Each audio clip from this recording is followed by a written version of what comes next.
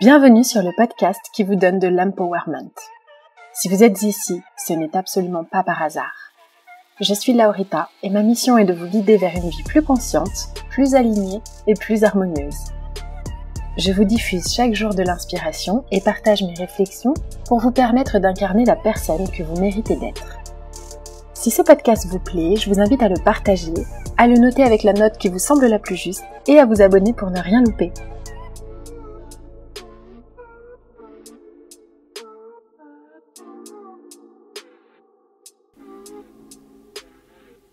Bonjour à tous, la vie est un jeu et voici comment gagner. Oui, la vie est un jeu et la seule raison pour laquelle on n'est pas encore là où on aimerait être, c'est parce qu'on manque de clarté sur les règles. En même temps, on ne peut pas vraiment nous blâmer parce que les règles sont assez floues, incomplètes et elles changent souvent. Mais aujourd'hui, c'est parti, on va essayer de craquer le code. Vous avez l'âge que vous avez aujourd'hui qui marque le début de votre jeu. Quand on fait ce switch de mindset, on comprend comment faire pour jouer. Premier point, on choisit dans la vie un avatar. On doit avoir son personnage clé. Quand on joue à un jeu vidéo, par exemple, on choisit les attributs du personnage principal qu'on veut avoir, n'est-ce pas ? Par exemple, Mario Kart, tu choisis ton perso, tu choisis ton véhicule, ton parapente, ou je sais pas trop comment ça s'appelle, et tu te pimpes. Le but, c'est d'avoir le plus d'endurance, le plus de vitesse, c'est un bon rapport entre tout. Pareil, dans les jeux un peu plus évolués, comme par exemple Zelda, tu peux changer ton outfit, tu peux changer ton endurance en fonction de ce que tu manges, etc., etc.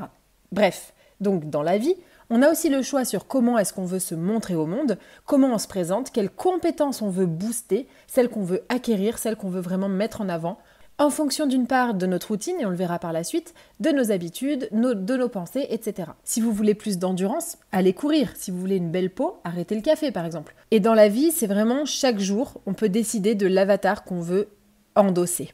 Exemple, ok, aujourd'hui j'ai envie de m'habiller comme ça parce que c'est le message que je veux donner au monde. Je vais parler de telle manière parce que c'est aligné avec la personne que j'ai envie de devenir. On a un contrôle total sur vraiment pas grand chose finalement dans la vie, mais par contre, on a le contrôle de comment est-ce qu'on se présente au monde, de l'apparence qu'on a et aussi des actions qu'on fait. Comment voulez-vous agir ? Quelles sont vos valeurs ? Quels sont les points importants qui sont primordiaux pour vous ? C'est pas parce que vous avez toujours été comme ci ou comme ça que vous pouvez pas vous réinventer. Vous pouvez chaque matin vous réveiller et vous dire « Oh, ça me tire vers le bas, je change, next ».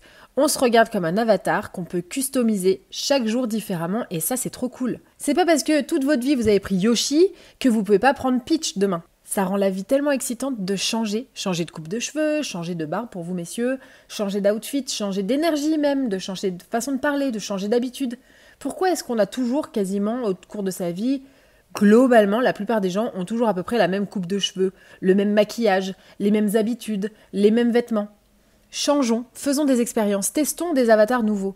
Je trouve que ça pimente un peu la vie et puis ça permet aussi de voir ce qui nous correspond le plus. Peut-être que toute votre vie vous avez été brune et en fait, si demain vous vous réveillez, vous vous dites ok j'ai envie d'être blonde, ça va peut-être totalement métamorphoser votre énergie, votre aura, etc. Perso, vous pouvez parfaitement me voir un jour avec des talons de 15 cm, tailleur tiré à 4 épingles, maquillée comme Jaja, que le lendemain en shocks, jogging, hoodie et casquette. Mais je suis encore sur le chemin perso parce que j'ai du mal à changer par exemple ma coupe de cheveux. Je sais que rien n'est irréversible, mais j'ai un gros problème avec ça, c'est un big step pour moi, donc j'y arrive pas encore. On est les conducteurs de notre vie. Et pour aller plus loin, avoir différents avatars en fonction des situations, c'est limite une preuve d'intelligence sociale parce que vous allez vous adapter à votre audience, vous savez comment vous comporter en société et tout vous sourit quand vous savez faire ça. Vous pouvez par exemple être cet homme d'affaires assuré, énergie très yang, très forte, prise de décision parce que vous gérez des équipes de 50 personnes et par ailleurs, incarner un personnage, dès lors que vous passez la porte du boulot, qui serait peut-être plutôt un mec un peu décoiffé, déboutonné, avec les manches retroussées, parce que vous allez boire un verre avec votre groupe d'amis. Et là, vous endossez l'avatar du mec un peu fun, cultivé, smart et à l'écoute. Puis, vous allez faire une séance de sport, et là, vous entrez dans un mode CR7, pas le temps de niaiser, c'est de la discipline comme Jaja. Et enfin, vous allez voir votre chérie, barbe de 3 jours, petite basket, hoodie, et vous devenez le Beckham, le provider mindset, le princess treatment. Un avatar, donc, indispensable dans n'importe quel jeu et dans n'importe quelle vie finalement. Incarner son personnage à différents moments de la journée, à différents moments de la vie, ça peut vous ouvrir beaucoup de portes. Et si vous savez endosser votre entre guillemets alter ego, et je vous en ai fait tout un épisode, à certains moments clés, tout peut basculer. Justement, notre vie peut changer maintenant, en un clic. Dans un jeu vidéo, tu tombes dans le vide, ça y est, t'es mort, game over. Il faut agir comme si vraiment on l'avait intégré. Par exemple, on meurt chaque jour, on peut s'être planté, mais chaque jour nouveau est une nouvelle opportunité et on a le droit d'avoir une stratégie différente et d'avoir des idées différentes. Et le cerveau aime bien se rebrander, il aime bien se recabler. On peut aussi changer sa façon de penser, avoir un mindset qui nous bénéficie. Par exemple, on peut considérer qu'on meurt chaque jour et que du coup, le lendemain, on a emmagasiné assez d'expérience et on est face à une nouvelle opportunité. On a le droit d'avoir une stratégie différente, d'avoir des idées différentes que la veille. Et c'est pas parce qu'hier, vous aviez décidé d'aller élever des chefs dans le Larzac que vous ne pouvez pas faire marche arrière et rester dans votre agence parisienne, par exemple. Comme la vie peut s'arrêter maintenant ou dans 2 minutes, on peut aussi se dire chaque jour, je vais faire quelque chose qui va me sortir de ma zone de confort, comme si on allait débloquer un nouveau trait de personnalité, comme si on allait débloquer finalement un niveau, si on fait l'analogie avec le jeu vidéo. On peut faire un solo date, on peut apprendre une nouvelle langue, on peut commencer à générer de l'argent avec un nouveau business. Mais surtout, ce qui m'a beaucoup aidé, c'est de me dire que je peux mourir là maintenant tout de suite. C'est pourquoi j'essaie de toujours rester en bon terme avec les gens, je ne quitte jamais quelqu'un en froid et je me dis toujours que peut-être c'est la dernière fois que je le vois. Généralement, je m'excuse quand je dépasse les bornes et j'essaie au possible de ne pas trop mal manger pour que ce moment soit le plus loin possible, le moment où tout s'arrête. Donc se dire que la vie peut s'arrêter maintenant comme dans un jeu vidéo, ça permet de vivre chaque moment un peu plus consciemment. Chaque moment est important. On est là pour justement expérimenter la vie et ajouter de l'expérience à notre vie. Est-ce que si vous mourrez maintenant, vous êtes satisfait? Est-ce que vous êtes en froid avec des gens? Est-ce que vous auriez des regrets? Chaque expérience de la vie, même si par exemple vous n'aimez pas votre job, vous êtes un peu dégoûté de vous taper du métro tous les matins et tous les soirs, faites en sorte que finalement votre vie soit cool et romantisez-la. Je trouve que ce qui fait une bonne vie en fin de vie, c'est de se dire « Ok, je regarde en arrière et je peux dire que le chemin était fun ». D'ailleurs, j'en profite pour vous poser une question maintenant, question qu'on se pose dans mon groupe d'amis en ce moment. Est-ce que si vous mouriez aujourd'hui, vous diriez que vous avez été heureux jusqu'à présent? La réponse est révélatrice de si oui ou non vous avez en partie compris les règles du jeu ou pas finalement. Si la réponse est non, il est l'heure d'un énorme changement. Si la réponse est oui, good job et continuez ainsi. Pimpez-vous, écoutez de la musique sur le chemin par exemple. Si ça vous saoule d'aller à votre boulot, faites en sorte que ce soit plus cool. Écoutez des podcasts, apprenez, lisez des livres. Il y a plein de moments qui sont pénibles qui pourraient être totalement bénéfiques. Chaque moment mérite votre présence. Donc soyons immergés dans l'expérience de la journée qu'on est en train de vivre parce que peut-être que c'est la dernière. Ça m'a permis d'être beaucoup plus heureuse, même si ça fait bader quand on se dit ça. En fait, je me dis, peut-être que c'est la dernière fois que je parle à quelqu'un, donc je vais faire en sorte de lui apporter quelque chose et que il ou elle m'apporte quelque chose. Troisième point, les méchants. Comme dans les jeux vidéo, dans la vie, il y a des guillemets méchants. Il y a des méchants, ou en tout cas des gens qui n'ont pas les mêmes intérêts que vous. C'est le mot méchant qui est employé quand on est enfant, parce que c'est plus simple à schématiser, mais finalement, une fois qu'on est adulte, on comprend qu'on est tous, une fois au moins dans sa vie, le méchant de l'histoire de quelqu'un. Par exemple, ceux qui protègent la princesse Peach, si on se met dans leurs chaussures un moment, ils vont se dire, en fait, moi, mon rôle, c'est de protéger le château, parce que mon boss, vraiment, il a des gros intérêts, et si la princesse sort, ça pourrait créer une guerre, et patati patata, et vous arrivez avec votre queue d'écureuil, là, et vous voulez le tuer. Pour lui, vous êtes le méchant. Chacun voit midi à sa porte et dans la vie, il y a plein de gens qui ne sont pas méchants mais qui ont simplement des intérêts différents de nous. Exemple, une femme qu'on voit de votre partenaire, quelle garce, ou alors peut-être qu'elle est amoureuse de lui. C'est à double tranchant. On peut tous devenir le toxique ami, le toxique partenaire à un moment donné dans notre vie et malgré nous. Donc finalement, voir la vie remplie de méchants, c'est pas une solution pour gagner le game de la vie. À la place, je nous propose plutôt de voir la vie remplie de gens qui n'ont pas forcément les mêmes intérêts que nous, ni les mêmes blessures, ni les mêmes déclencheurs, et qui, comme nous, essaient de s'en sortir avec les outils qu'ils ont à dispo. Nous, notre but, c'est d'atteindre le château et non de tuer les méchants, finalement. Et pour aller plus loin, je me suis fait une réflexion ces derniers temps, c'est que les gens qui vous rabaissent, qui vous cherchent des noises ou qui vous ont fait du mal, souhaitez-leur le meilleur. J'étais la plus grande vengeresse de la Terre à l'époque, et je me suis rendu compte que finalement, maintenir quelqu'un dans un mal-être, c'est le maintenir dans cet état où il se sent menacé par vous, et où il se sent plus bas que vous, et donc il se sent inférieur, donc il va continuer à faire du mal, à blesser peut-être pas vous, mais quelqu'un d'autre. Donc mieux vaut souhaiter aux gens qui vous ont blessé qu'ils se sentent confiants, qu'ils soient bien dans leur vie, le meilleur, le bonheur, comme ça ils nous fichent la paix. Pensez à quelqu'un qui vous a blessé, qui vous a vraiment fait du mal ces derniers temps, qui a médit sur vous, qui s'est senti en compétition avec vous, ou bien qui a tendance à vous humilier, à vous lancer des pics en public, etc. Ça peut être votre mère, votre ami, votre collègue, votre partenaire, parfois même. Que se passe-t-il si vous aviez une baguette magique et que vous pouviez lui apporter le plus de malheur possible? Est-ce que vous pensez qu'il ou elle va arrêter? Soudainement, il va être anéanti et donc vous pensez qu'il interagira plus sympathiquement avec les gens? Non, non, non. Pourquoi? Parce que la misère aime la compagnie. Donc, si la personne se sent inférieure, mal dans sa peau et frustrée, s'il lui arrive des choses pas terrible, ça ne va faire que renforcer ce schéma. Alors que si soudainement vos vœux se réalisent, vous devenez plus heureux, on a déjà dit que les gens heureux ne rabaissaient plus, donc on souhaite le meilleur même à ses plus grands ennemis. Dans tous les jeux, il y a aussi les règles du jeu. Dans un jeu de société, par exemple, il y a des règles de plateau, des règles de base à suivre, comme les lois et les normes sociétales dans la vraie vie finalement. Et les gens qui profitent le plus de leur vie sont ceux qui apprennent à jouer selon les règles sans qu'elles ne deviennent un sujet. Par exemple, ce sont des gens qui ont assez d'argent pour payer les impôts et pour qui les impôts n'est plus un vrai sujet finalement. Il y a aussi des gens qui arrivent à enfreindre les règles et à ne pas se faire prendre la main dans le sac. Mais je pense que quand tu vis comme ça, tu dois toujours avoir un peu un stress que le couperet tombe à un moment donné. Donc je ne sais pas si c'est vraiment la bonne solution. On peut apprendre nos règles avec nos parents, à l'école, avec les gens qui vont nous apprendre des activités par exemple.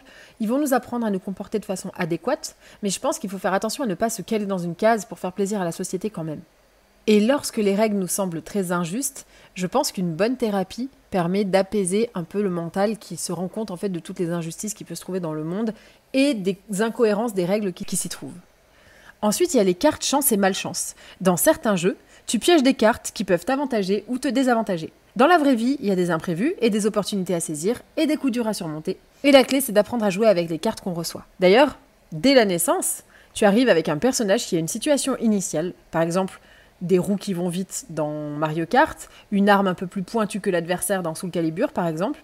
Et dans la vie, eh bien, vous avez également une situation initiale. On est dans un pays plus ou moins safe, avec des parents plus ou moins stables, avec un niveau de vie plus ou moins aisé, et on va devoir prendre le même chemin que notre voisin, le chemin de la vie, qui n'a rien de ce qu'on a, ou au contraire qui a tout ce qu'on n'a pas.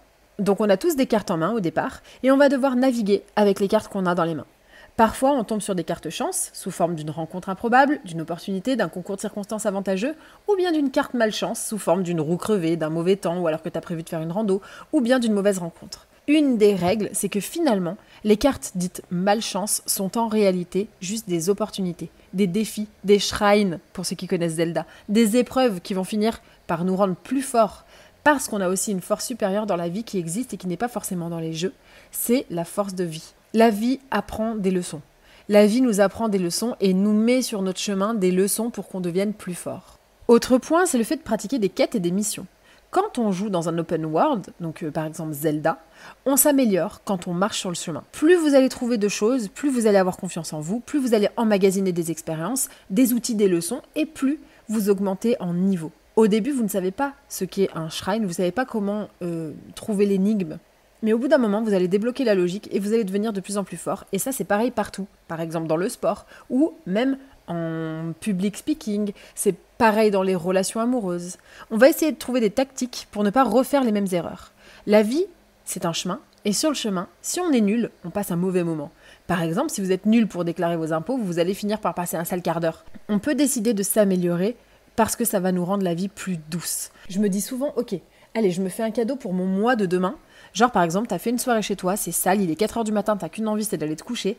Non, range. Fais-toi ce cadeau parce que demain, tu seras ravi de ne pas passer ta journée à cleaner ta maison.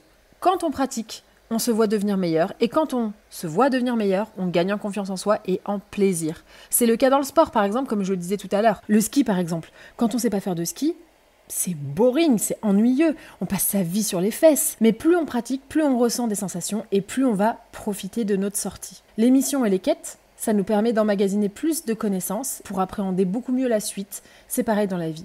Les challenges et les situations difficiles et les défis permettent d'apprendre pour en ressortir grandi. Donc on va avoir ce qu'on appelle un kit d'outils comme dans Zelda encore une fois.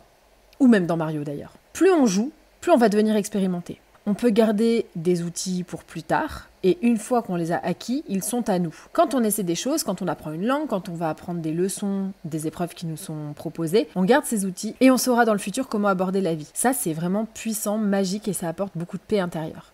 Le plus important, c'est d'apprendre de ses échecs, parce que tout le monde en rencontre, et ne plus avoir peur d'échouer, parce que finalement, c'est normal de perdre parfois, et quand tu as perdu et que tu recommences, tu as une meilleure stratégie, et tu as un meilleur mindset, donc tu ne feras pas la même bêtise 2 fois. Ensuite, évidemment, on ne peut pas parler de jeu et de la vie sans parler de la santé.